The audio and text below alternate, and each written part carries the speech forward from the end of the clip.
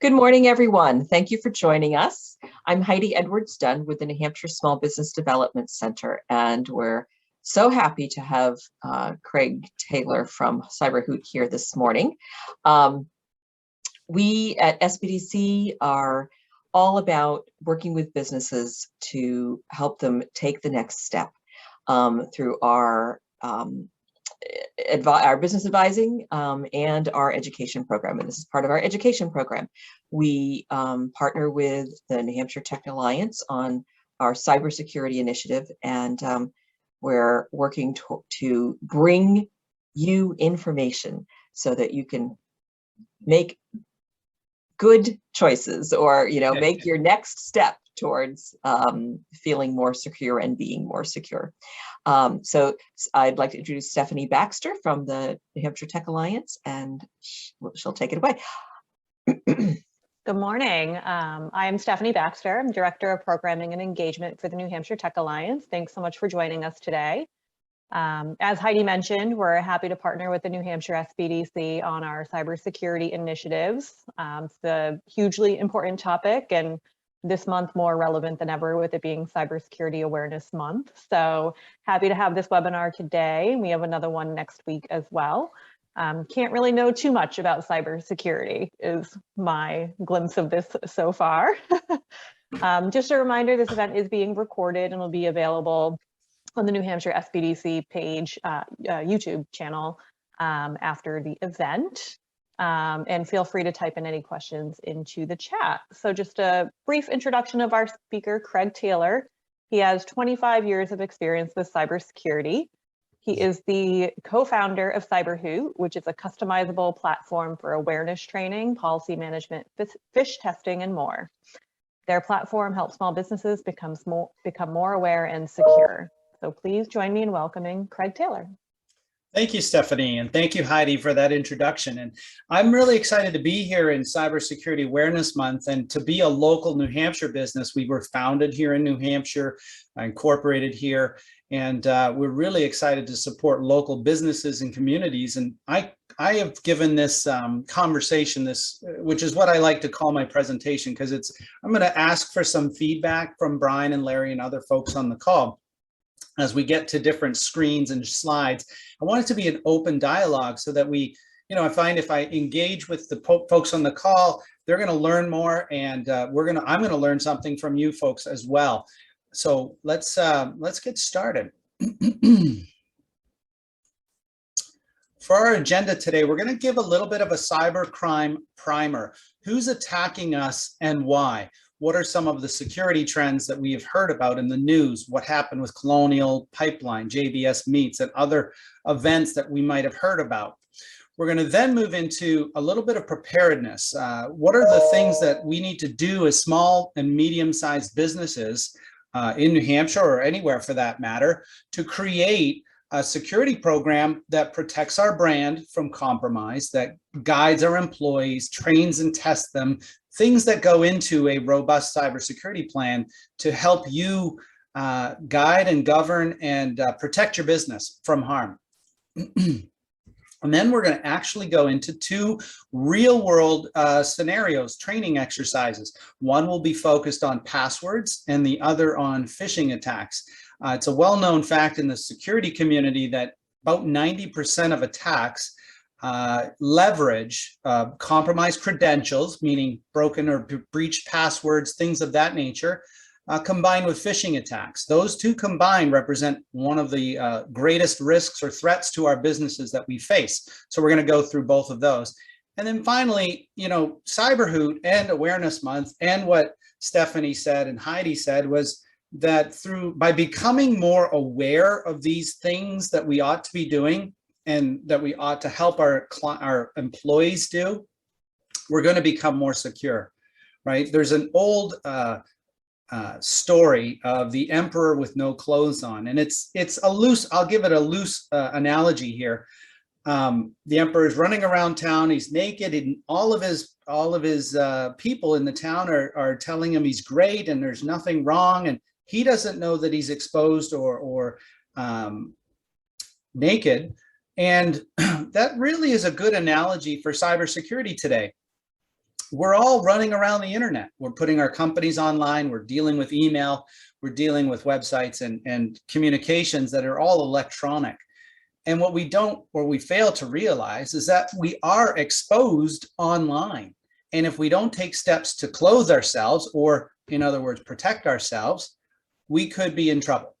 And so today's presentation is going to go through how we should protect ourselves. So let's start with who's attacking us and why. Sun Tzu, a Chinese general, 2,000 years ago, wrote a treatise about the art of war. And you wouldn't think that something written 2,000 years ago would apply to today, but it does. Because one of the things he talks about in his book is to know thine enemy, their strengths and their weaknesses. And if you don't know who's out there attacking you, you don't know who your enemy is. You don't know what their motivations are. So this slide is going to tell us who's out there, why they're hacking us or attacking us, and what their motivations are. First is a group of hackers known as script kiddies. These are usually young adults that are attacking our companies with other people's hacking software. That's why they call them script kiddies, because they're taking other people's scripts and just using them as their own. And they're out for fame and notoriety. They're not really out to be vindictive or malicious or to extort you for money. And they represent about 6% of the breaches from last year, according to Verizon's data breach report. So there's not a huge threat here in this group, but they exist and you should know about them. The second is by far and away the largest group of attackers online that are breaching our small and medium-sized businesses, and they're called organized crime. Now, what does that mean really? It means there are organized crime families and organizations that hire hackers to do hacking for them, that pay for the costs of hacking, that provide incentives to hacking organizations to attack certain companies for certain reasons. And their primary motivation is, like this, the little graphic shows, money.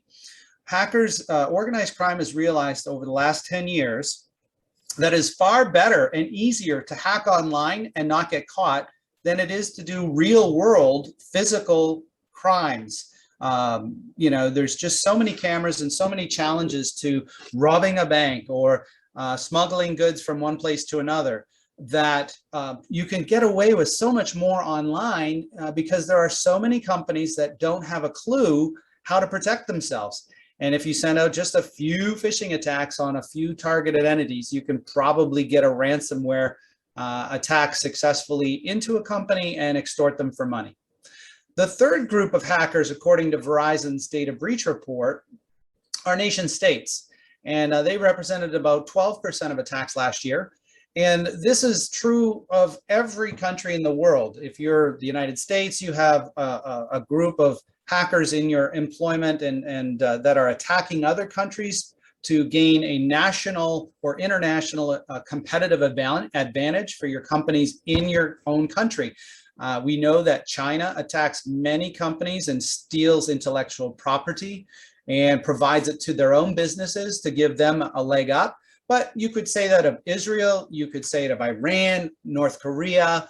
All these countries have very a strong hacking program in place to attack other countries and other businesses for strategic advantage on the international stage. The fourth group of hackers are known as hacktivists, and these are individuals or groups. You may have heard of the Anonymous group or LulzSec. These are hacking groups that hack for a social or political cause. During the recent election in the United States, there was a lot of disinformation, fake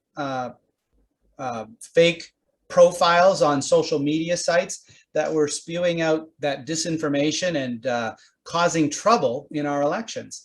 And that happens very often with politics, but it also happens for social causes. So if you're a company that is in fishing or forestry or farming, there's some hacktivist organization that might be upset with you for overfishing or overlogging or causing damage to the environment from farming. You can, if no matter what business you're in, there's someone out there that's probably against you and wants to embarrass you.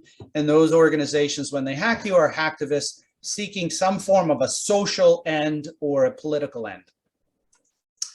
Finally, there's another group of hackers, and it's really a misnomer. They're not hackers, but they're definitely a threat to all of our businesses, and they're insiders. They're known as insiders, and they represent about 23 of the breaches that occurred last year. Now, this is a misnomer if I don't explain further. Insiders are basically in two groups. The majority of insider threats that we all face are accidental. This is a website administrator who accidentally publishes our database to the internet through a lack of permissioning, or a human resources employee who gets an email from the president and who's requesting all of the company's W-2s or to buy some gift cards for end of the year bonuses. And it's not really the president, but the HR person goes out and provides the W-2s via email or buys a bunch of gift cards. That's an accident, but it leads to a breach or a cost or a damaging incident in our environments. And that's the majority of the insider threats. There is a small minority of insiders who are out for malicious activity, who purposefully steal our data and sell it on the dark web, or damage our systems because they're disgruntled or they feel as though they've been mistreated. That's a much smaller percentage. I don't know if it's 20% for the insider, malicious insider versus 80% for the insider mistakes or accidents, but it's a group that represents a threat to our businesses. So when you add all of this up, you get about 100%, 6% for script kiddies, 55% for organized crime. And this is the area I focus my attention on when I consult with companies as their CISO, as their Chief Information Security Officer. I help companies build cybersecurity programs to help avoid being hacked by organized crime. Nation states are so sophisticated, if they target your company, there's almost nothing anyone can do to keep them out. They are that good at their jobs. Hacktivists, another threat that we can deal with, and insiders, we can put things in place for all of those. So knowing who these are helps you prepare your company a little bit better and your employees. And when we do training, we cover these topics in our awareness training with our companies. What are they trying to do though? When they hack us, when they get malware installed, what is it that they're trying to install? I'll give you a few answers on this front, but there's hundreds of kinds of malware out there. Malware, incidentally, is the combination of two words, malicious software, and the combination is formed malware. Ransomware is what we've all heard about. That's what hit Colonial Pipeline, JBS Meats, Kaseya, and literally thousands, if not tens of thousands of other companies over the last few years. It's the largest malware out there. There are dark web forums where you can buy malware custom built for you. You can get upgrades, you can get support. Even the companies that are breached by malware, when they have trouble paying the ransom in either Bitcoin or some other cryptocurrency, they can get support on how to pay the ransom or how to recover their files once they get the decryption key from the hackers. There is a whole industry behind ransomware that you wouldn't believe what exists out there, but you know, the best medicine is to prevent it to begin with. Another is remote access Trojans. This is really just remote access into your computer, but in the form of malware, it's a Trojan horse, right? You download what you think is a utility of some kind, and it may actually behave that way, but behind the scenes, a hacker has access to your computers. Bot networks are groups of computers that have all been compromised by a hacker, and they operate kind of like a flock of sheep or something doing the hacker's bidding. So the hacker may say, I want to attack this website with so much data that it goes offline, and he or she can turn their bot network to spuriously attack a website and have so many requests for the web page that no legitimate traffic gets through, and it's a denial of service attack. Another is keyloggers, which steal our credentials as you go about your day logging into different sites. A bit of malware sits on your computer that captures your username and password. Okay, so why exactly then? Those are the types of attacks and the types of hackers. Why is cybercrime in this presentation we're doing today so important for SMBs, small to medium-sized businesses? they are being attacked far more often successfully than small companies of 10 or fewer employees and larger companies of 100 or more. The attacks on SMBs have grown exponentially, if you will, over the last 10 years. 10 years ago, in about 2012, about 18% of the breached companies were in the SMB marketplace, the small to medium-sized businesses and enterprises. In the reverse, 82% were enterprise companies, the largest companies of the world. And it's grown and reversed until this year, roughly. The last number I have here is 2019, but it's pretty much leveled off at about 75% of attacks and successful attacks and breaches are against small to medium-sized businesses. I think another statistic I've read recently, and it's in our cybersecurity infographics that I believe SBC and New Hampshire Tech Alliance are sharing on social media this month, says that, our SMBs, over 50% of SMBs have reported being breached in the last 2 to 3 years. It's a very high percentage. So first time for us to have a little bit of interaction, and feel free, if you're allowed to, go off mute. As a participant today, this could be Heidi, Stephanie, but Larry, Daryl, others on the call, if you would like to answer this question, actually, hold that thought for 1 second. In a moment, I'm going to ask you a question on why SMBs are attacked so often. But I want to just share with you the size of companies first. What we've found, and you remember I quoted the Verizon data breach report. Verizon is a cell phone company, but they're a cybersecurity firm as well. And for the last, I don't know if it's 15 years, but at least a decade, they've collected all of the breach data across the world with government entities, 3-letter agencies in the United States, Interpol, and anybody that discloses a breach publicly. They collect the data and the particulars of that breach, and they put it into a database, and then they run a multi-relational analysis of the breach data. And one of the key measures that they pull out is that if you have 11 to 100 employees, give or take, you're 15 times more likely to be attacked. That goes back to the previous slide that showed you 75% of successful attacks are against SMBs, but you're 15 times more likely to be attacked as a business owner if you have that sweet spot of employees 11 to 100. So this is really disproportionate. If you're a larger organization or smaller than 10, you get attacked a little less successfully, a little less frequently than this SMB space. And that's reflected in that Verizon data breach report. Okay, this is where we get the interaction. I apologize for that earlier. From you folks on the call, why do you think SMBs with 11 to 100 are so much more likely to be attacked? Can you give me some ideas? I'd like to understand what your thought processes around that might be. Just feel free to put it in the chat or come off mute and share your thoughts on this. This is the interactive point.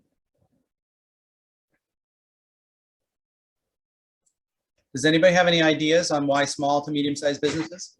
Larry? Hello, Craig. How you doing?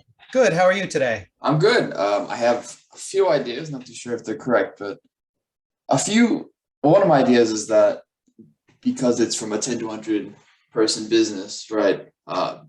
Since 10 people would be a very close-knit community, given that they are, probably all fairly communicative with each other, 100 seems to be more distributed.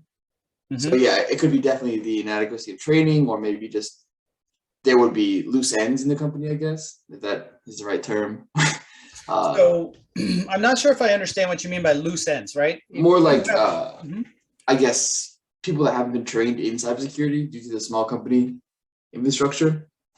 Yep, that is absolutely one of the reasons. And I think Marcy put it out there, and Daryl's putting out there, lack of dedicated IT staff. Okay, so I've got a couple of things in the chat.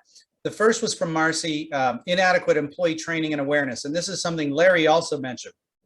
In those companies with 11 to 100 employees, they don't always have time or haven't taken the time to train their employees.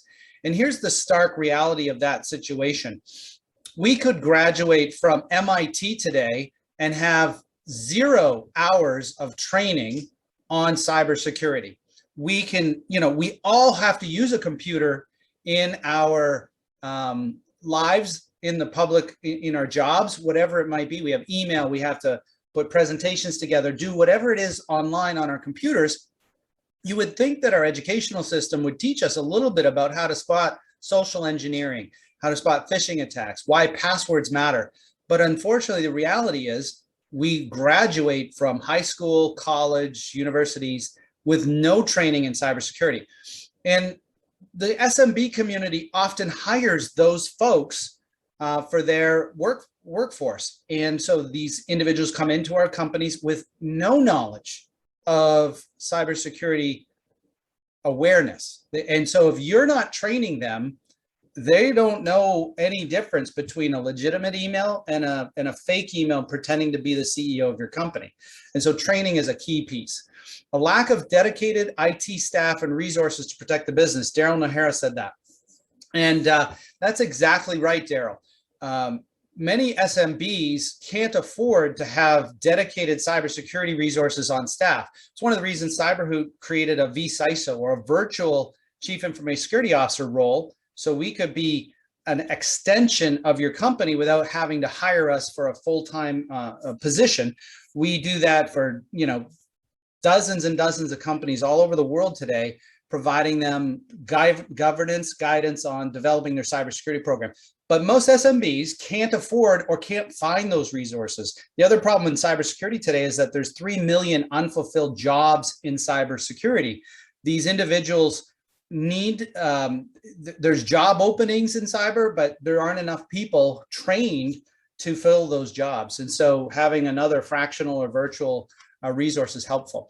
Those are 2 excellent comments on that. And Larry's point about, I think Larry was getting at, a smaller company where everyone knows each other would be able to, look over their shoulder and say, hey, did you send me this email, Mr. Owner of the company or Mrs. Owner of the company? And maybe be able to personally inquire of a phishing attack that was purported to be or faked to be from someone else in the company.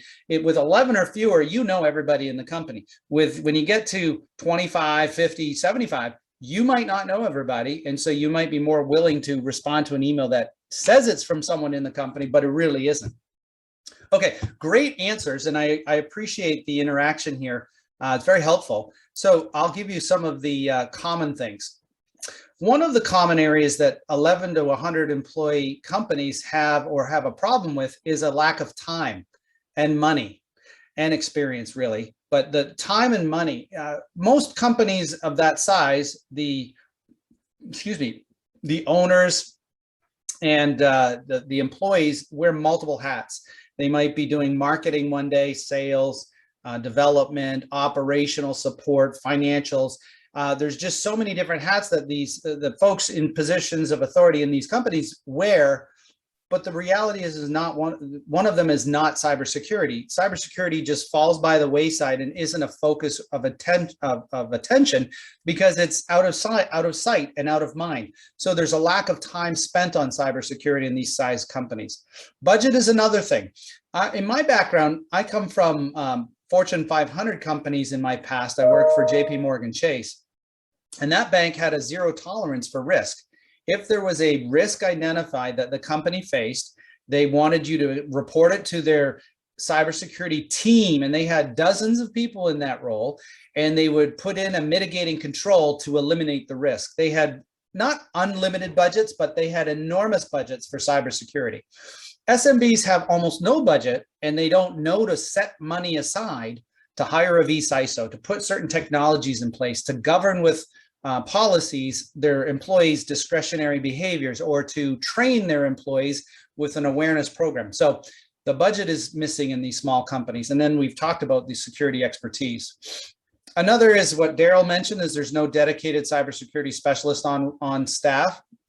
And finally, your employees are coming to you without any awareness previously from previous jobs or from their education, their university education. So, you have to do something to address that by training them.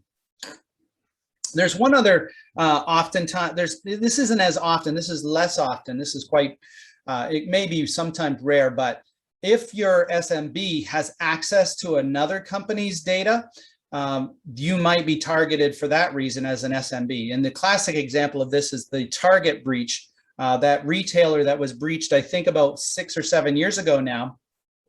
Their HVAC vendor was attacked, breached, and that HVAC vendor had remote access into all of the Target stores across the United States to manage turning up the heat in the winter, turning up the air conditioning in the summer. And the hackers were able to use that remote access, that VPN backdoor, to attack their credit card readers and steal 70 million credit cards in that breach. So it wasn't that Target was breached directly through their front doors or their firewalls. It was the HVAC vendor that had access to those sites. So if you have access to other companies' data, you may be a target there as well in that SMB community. Okay, excellent. So let's talk about what any strong cybersecurity program contains. And there's really 3 pillars to any cybersecurity program. The first is a policy pillar. And in this, you have a set of processes and policies that you ought to be doing to prepare your company for to defend against these attacks. And the very first thing you ought to do from a procedure, policies and procedure, is perform a risk assessment. I often get called into companies and they've started and stopped and started and stopped their cyber program development, and they just get lost because they're never sure that they're doing the right things. And the first question I ask is, did you do a risk assessment? And they say, no, why would I do that? And I say, well, if you don't know what all your risks are, and then rank order those risks by probability of occurrence, by impact if it did occur, or materiality to your business, meaning what are your business goals and objectives? What are your legislative requirements? All of those things combined are rated on each risk so that you can rank order them, and then you know what you ought to be working on. Because remember, we have a finite pool of money and time to be working on these things. You want to be working on the most important risks all the time until you work your way down to less important risks over time. And so that's what the risk assessment does. So having that done first is very important. Cybersecurity policies. We have this concept in cybersecurity of discretionary and mandatory controls. Policies help your employees make discretionary decisions, meaning at their discretion, they will follow the policy that you've set out. And because in most cases, you can't mandate what their behaviors are. 2 examples. If you give all of your employees administrative access to their computers, you're relying on discretionary controls for them to not install any and all software, including malware, on their computer. You have lost the mandatory control of having your IT department install the software that these employees need to do their jobs. If, on the other hand, you don't give them administrative access, that's a mandatory control. That means when they go to install some software, whether it's a legitimate solution or a bit of malware that they've been tricked into executing or trying to, a pop-up will come up and says, you don't have permissions to do this. You need to contact IT or use an administrative level account to install that software. And it moves it from at the discretion of the employee to at the mandatory control of IT, saying yes or no to that. So those policies are a good way to set minimum requirements for password length on SaaS applications. If someone logs into a SaaS application, you don't control the minimum password length on that online web application somewhere out there. Software as a service is what SaaS means. So you want to guide your employees to choose long passwords, put them in a password manager. Excuse me. So that's where your policies come into play. Patching and updating software, having a policy to do that every single month for all the workstations, servers, and applications that you control under policy. That's a really important part of cybersecurity preparedness. Then the second pillar of your program is your people. You need to train your people not only on the cybersecurity skills like we're doing today, and not only on the attacks that you're going to face with phishing and passwords, which we're going to go through 2 exercises on that, but you also need to train your employees on the products they use so they don't misconfigure them, so they don't set them up insecurely. That's very important. It's also a good idea to test your people. So once you provide them training on spotting and avoiding phishing attacks, you should send them a phishing test to see if they're applying their knowledge. I have firsthand experience where a company I trained for 3 years, the very first phishing test, we caught a lot more people than we should have. And then every single subsequent phishing test I ran, everyone was spot on with their catching it and avoiding the phishing test. And what the message there was, the take-home message is that the moment I tested them, they began to apply their knowledge and they weren't caught out again. Finally, in your cyber program, we have a plethora of technologies that you need to put in place to protect yourself from attacks. So you have things like two-factor authentication on all internet-facing logins, whether it's VPN, your email system, your banks force this. You can't go to a bank now and work with them or go to their online banking without getting a second factor, usually a text message with a one-time code. But you also need password managers. The only way for all of us to manage long and unique passwords for ourselves that are different every single place we go. My last check, I had 400 plus accounts in my password manager, and I couldn't remember more than 5 long and strong passwords, is to use a password manager. So if you're not using a password manager, you're cheating in some way, and we're going to get into that. Antivirus is really important on all the desktops and servers, even Mac computers. There's a dozen or more Mac viruses out there, or malware, bits of malware. If you ever Google Cyberhoot Mac malware, you'll see an article we blogged about that. Email security. You need to have a spam filter, a dedicated, or at least the higher order of spam filtering that you can get from Microsoft. Some require a license, E3, E5 licensing to get ATP, which they actually just changed the name at Microsoft from Advanced Threat Protection to Defender. So now if you get Microsoft's Defender, it's just a anti-spam and malware protection for email on steroids, and it's really a good product. I would recommend it.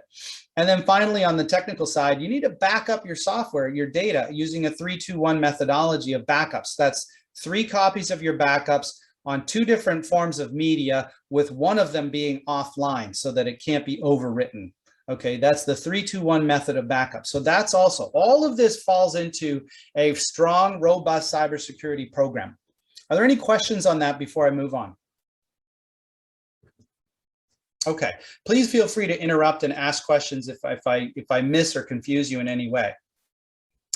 Lastly, on that slide, the technology side, and this might maybe be better served over here under policies, I may move that over, is to address your privacy requirements. Every business needs to know what private data it collects as part of its business operations, whether it's non-public personal information, such as social security numbers. But if you're in healthcare, it's HIPAA data, your health records. If it's in finance, it might be, social security numbers and addresses and salaries and financial data. But you need to know what you collect on your own employees, but also in the performance of your business. And then codify that in a privacy policy that you publish to your website. And that privacy policy also has to address things like CCPA, California Consumer Protection Act, or GDPR if you operate in Europe.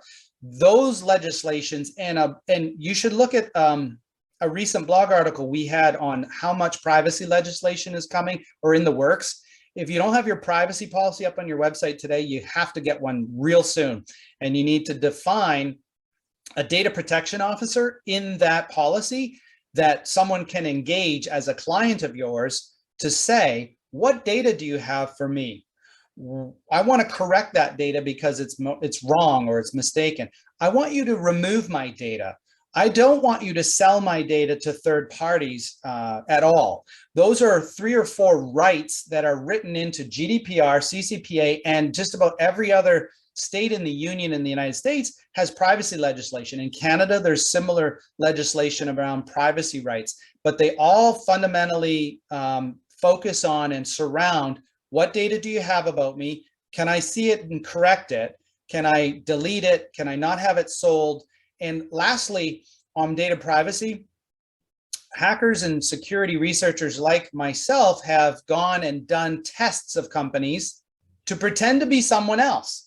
There's a security researcher in Europe, and GDPR did a classic study. He requested from 150 different companies his wife's data.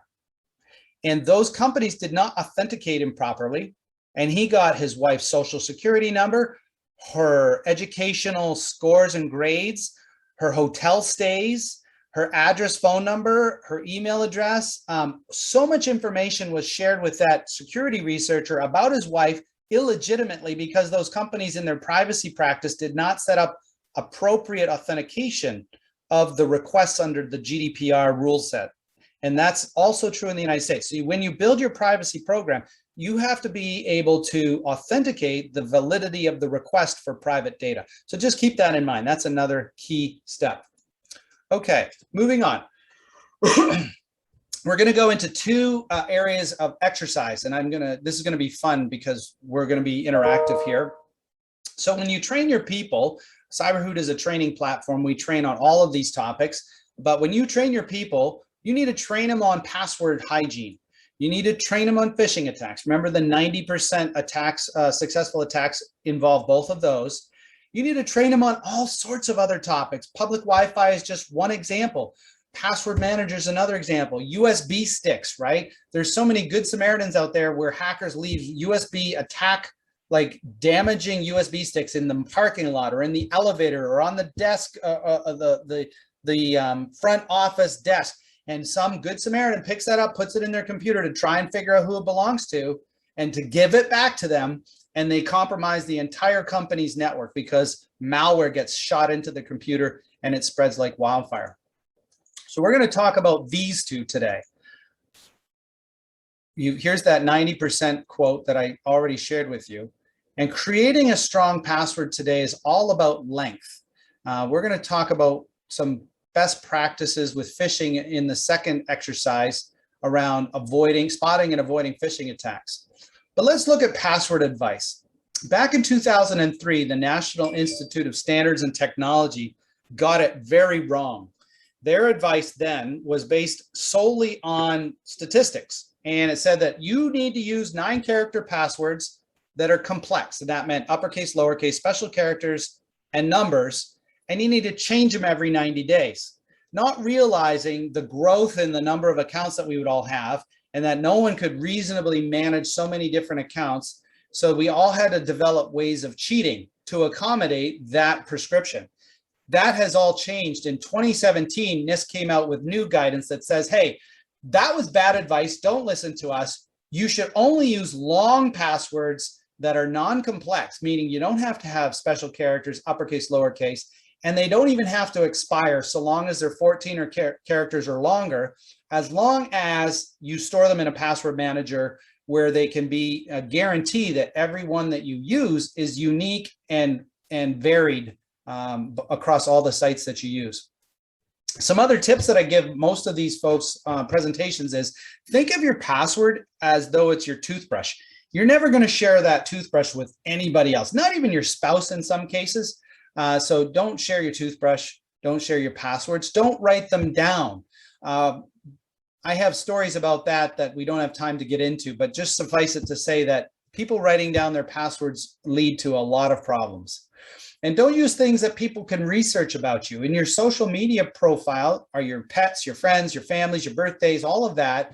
If you accept friend requests from people you don't know, they could be templating you for a phishing attack where they use something about you that they know, or they could be trying to log into some of your online accounts, your email address, with common dates and names and combinations of phone numbers. Most importantly, do not use the same password everywhere you go. And the only way you can get around that is to use a password manager. So here's an interactivity. I'd like you all to, at your computer at home, open up a web browser and Google this, have I been pwned?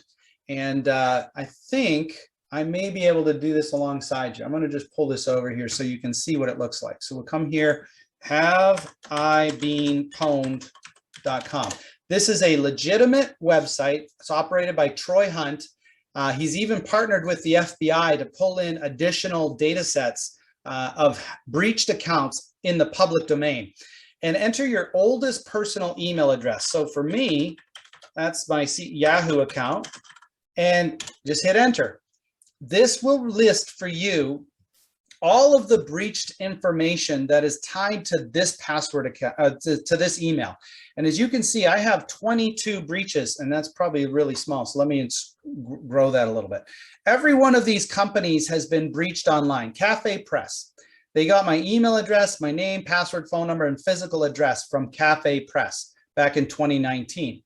Canva, same deal. Email, password, usernames, and then there's some hacker collections that they find on the dark web. Cove, data enrichment, Dropbox, exploit, GateHub, HouseDuck, all of these have been breached. Now, every time one of my accounts gets breached through some online event, I don't sweat it, because I know every one of those accounts has a unique password that I've stored in my password manager. Now, if that happens to you and you're not on a password manager, you have a lot of difficult questions to answer. Where else did I use this password? Or if you think you're smart and you use a tricky thing by creating a root password with a prefix or a suffix, the hacker can see that. So they know what your rules of password creation are, and they can guess what your password is at other sites, even when you have a special root and then some extensions to it. And that's for the people that are really cyber aware, that do this, mnemonic for themselves. Most people are just putting their root password and the month that they changed it on, or the year and month, or something along those lines. It's very, very predictable. So it's safe to do this. I recommend that you do it for yourself to understand why we recommend you get a password manager. Now, I started looking at this site, Have I Been Pwned, in 2015, and they had about 1.3 billion accounts in their database. This is publicly disclosed accounts. Remember that, because it's just what you see above the waterline. Think of it like an iceberg. The public accounts that are breached, that are in these databases online, in public internet, are what's above the waterline. Below the waterline is 10 to 50 times as many breached accounts that hackers have access to on the dark web, okay, on private websites where hacker forums exist, so that if they want to target your company, they will look up your domain name in the public web and in the dark web, and then they will start trying those accounts. And eventually they're going to find an employee that used their favorite password and username to log into their Dropbox, Yahoo, LinkedIn accounts when those were breached, and they're still using them to log into your critical solutions at your company, whether it's your, it could be your email, or your VPN, any of those things. Since 2015, it's just been an explosion of breaches. You can see it's gone up a factor of 10, from 1.3 billion to almost 12 billion in June of this past year. So the number of public accounts is growing that much. You can imagine that the dark web accounts are growing just as much, 10 to 50 times as many. So just be aware of that. Multiply the number of breached accounts that I had times the number of your employees, and you start to get a sense of just how often hackers can use breached passwords to break into companies and do harm. So with all of the instructions that I've given you so far, it's really too much to remember a 14-character password that is unique on every site you go to, that isn't ever reused anywhere. So do what Hoot does and adopt and learn a password manager. Now, I'll say one more thing about this, and then we're going to move on to phishing. Everyone that I've pushed to adopt a LastPass has gone through 3 phases. The first phase of adopting a password manager, even if it's not these two, could be 1Password, could be, it doesn't matter what it is, but there's 3 phases. The first phase is, I hate you, Craig. I can't believe you made me learn this tool. It's so frustrating and I can't get it. It's very difficult. Then about 3 weeks in, maybe less, some depending on how quickly how much effort you put into it, you move into phase 2, which is, I guess this is okay, Craig. I'm kind of upset with you, but I kind of get why you're making me do this, but I don't like it. And then the third phase is, oh my God, Craig, I can't live without my password manager. How did I possibly survive 10 years, 5 years, 20 years of computers without a password manager? I love it. It always happens in that way. You'll hate me, you'll begrudge me, then you'll love me. And it's nothing to do with me. It's the technology. It's so amazing. Once you learn the skill, you will love it and you will never go back. So adopt a password manager. We're going to finish with, I think it's about 11:45. We had 15 minutes left. We're going to go quickly through some phishing attacks, and then I'll open it up for questions. So this screen here, if you can blow it up on your home computer or your whatever workstation you're on the left-hand side here is a phishing attack that thinks that, you know, the hacker's trying to fake you out by saying it came from Amazon, but clearly it did not. And on the right is a legitimate email from Amazon. So open up your mics, open your chat window, and tell me what you use to spot a phishing attack on the left versus a legitimate email on the right. Oh, and there is a question. So Marcy asked a question about password managers. Have they ever been hacked? I will answer that in the Q&A, Marcy, since we moved on to phishing, but I will come back to that, okay? You're correct. Password managers have been hacked, and I'll leave it at that, and we'll come back to that. So everyone, what do you see in the left email here that shows attacks? It's a phishing attack. What are some of the giveaways? Emails not from Amazon.com. Perfect. Heidi gets the first answer in. Love it, Heidi. I always start with who sent it. And if it's on Microsoft.com, but it's supposed to be from Amazon, I delete that immediately. You will always get emails from Amazon.com from Amazon, and from Microsoft.com from Microsoft, and so on and so forth. You absolutely have to check who sent it. So that's great. Daryl writes, link on bottom left doesn't look like Amazon. Right. So if you hover over these links, and if you long press on a phone, you will not go to the website. You will just see the phone, like iOS or Android. If you hold your finger on the link, it will display where that link would take you. So you can do this on a computer by hovering your mouse over the link, or on a phone or a tablet. You need to check where it's taking you. Here we have a obfuscated URL that says bit.ly, and that is basically a way of hiding the ultimate destination. On the right, you can see I hovered my mouse over this view or manage order, and it says Amazon.com. If you hover over any links and you don't see the domain name of the company in question, you're being phished. Delete it and move on. Excellent point, Daryl. Anyone else? Come on, there's lots and lots of these things. I got about 15 in here. So anybody have anything else? Okay. In the interest of time, let me do this. Oh, hello isn't customized.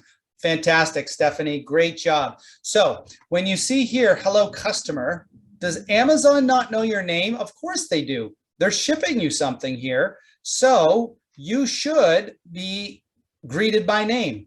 This is a dead giveaway that you're being phished. If they just, because you think about how hackers work, they get a list of thousands or millions of email addresses and they spray out all these phishing attacks, hoping that someone clicks. And usually it's about a 1 in 1,000% chance, or it might even be higher if they get really good phishing attacks. They don't have time to customize all of them. So they need to put it generically. And so if you get a generic email from someone that should know your name, that's a dead giveaway as well. And I have another one from Larry, spacing errors in the orange sentence. Yes, spelling, grammar, punctuation. Larry's got it. Read this out loud. If you do not order this item, please cancel this purchase, space, comma, space, then we will take action for the security of your account, no period. Amazon, whoever, if someone sent that from Amazon, they would be fired. There's just, you have to have perfect grammar, spelling, and punctuation from any email from a vendor like Amazon or Microsoft. So if there's spelling mistakes, you can know it's a phishing attack. They always will do spell check and fix it. Now, on the other hand, does that mean you can't be being phished if there are no spelling, grammar, or punctuation mistakes? No, you could be attacked with a properly formatted punctuation, grammar, spelling, phishing attack. So it's not always the case, but when you do see spelling mistakes, grammar mistakes, capitalization mistakes, you will know you're being attacked. Okay, this is great. You guys caught a lot of the big ones. I'm going to share some very important steps that you need to take a look at.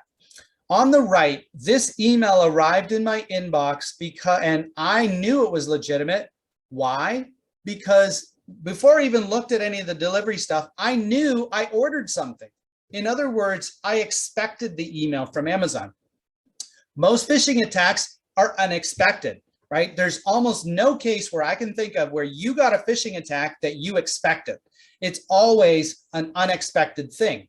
So be aware of that.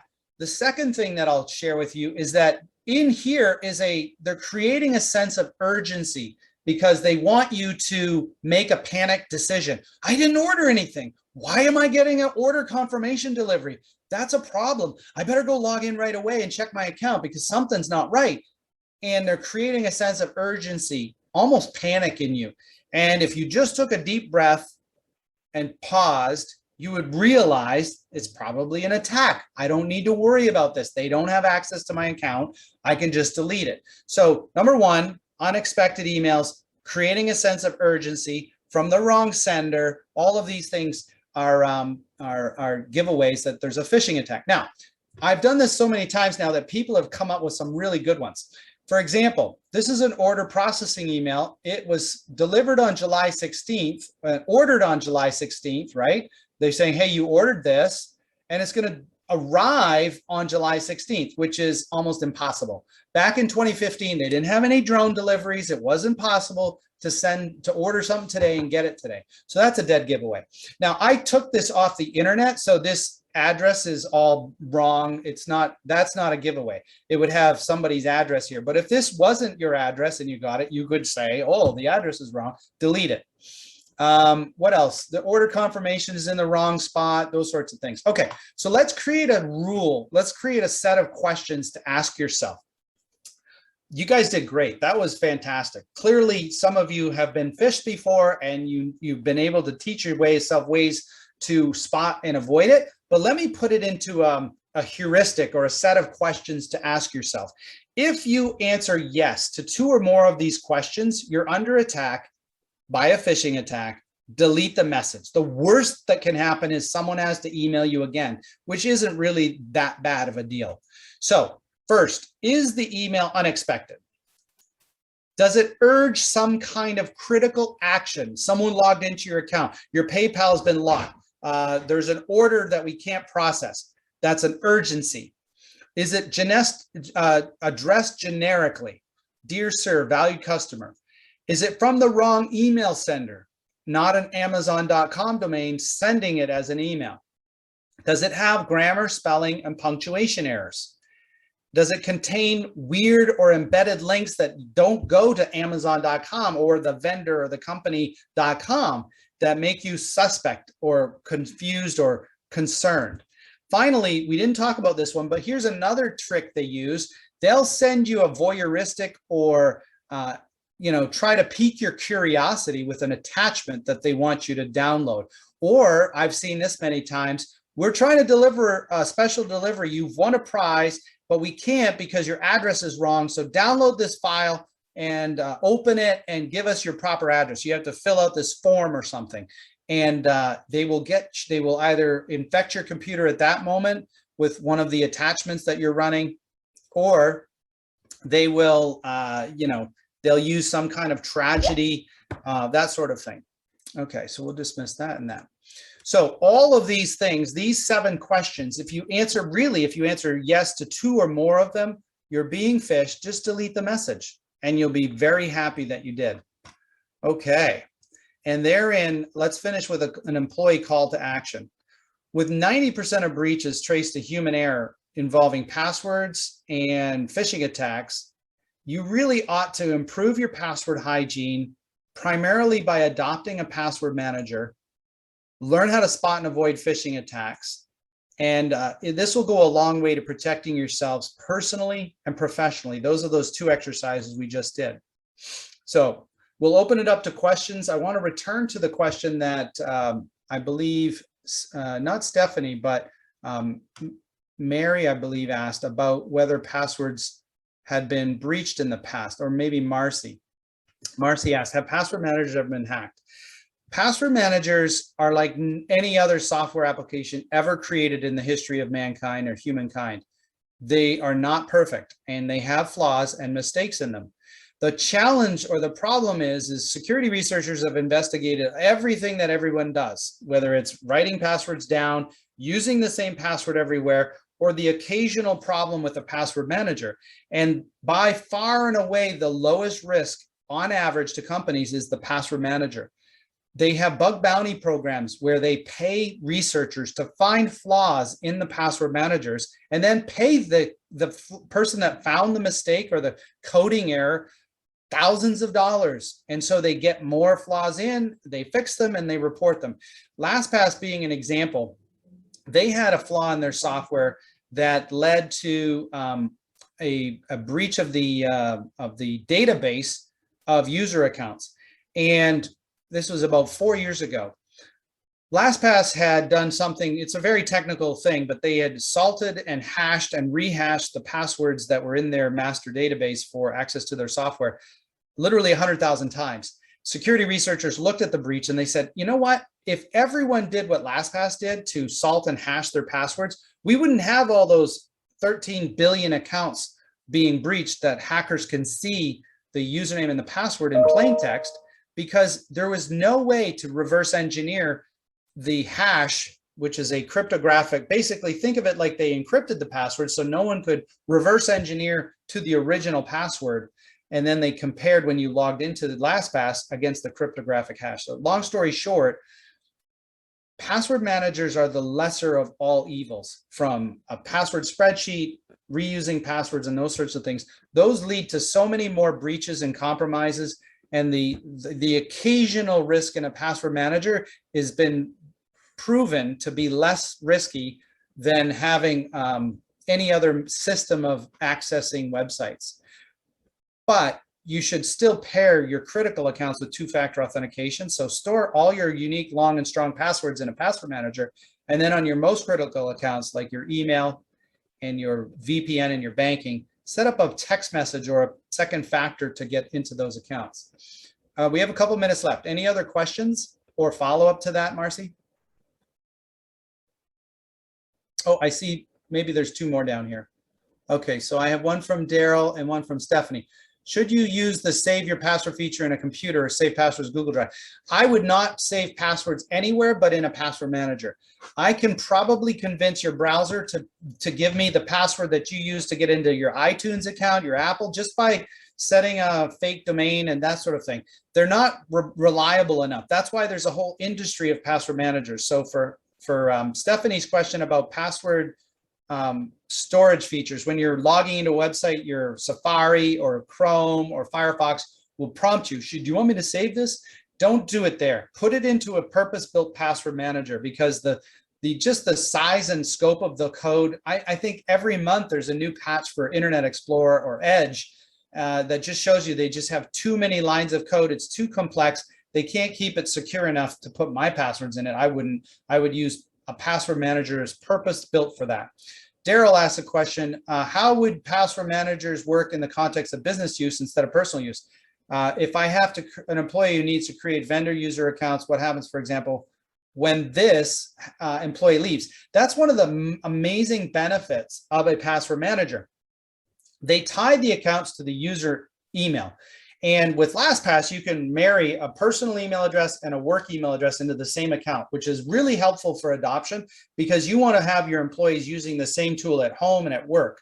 Now, when an employee leaves, one of the primary benefits of the LastPass or a password manager is you reset the password on their LastPass for their work email. They can take their personal email accounts with them and leave the company, but anything under their work email stays with the company. And that way you have a very good transition period or plan for the next employee that comes into that role, because they can look at all of the different accounts and logins that that employee used to perform their job functions and gain immediate access to it by taking over that email account for a period of time and transitioning those usernames and passwords into the new employee's username and passwords.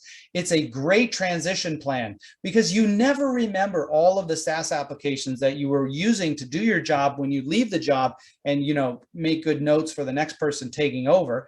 That just disappears with the employee. But when you have LastPass tracking it, you can regain access to all those accounts. You can also share accounts. There's a comment in Daryl's thing about vendor user accounts. So if you're using WebEx or some audio-visual solution, you can share that amongst employees securely with a password manager so that you can have multiple users of that one online account if the EULA allows it, if that company allows you to share accounts. But it can be done safely. You can safely share password resets or information that is sensitive to your business through those different websites. And I see Heidi back, or Stephanie back, I think we're running out of time. Thank you so much, everyone, for your time today. I really enjoyed speaking to you all and sharing what I know about cybersecurity. I hope you found it helpful.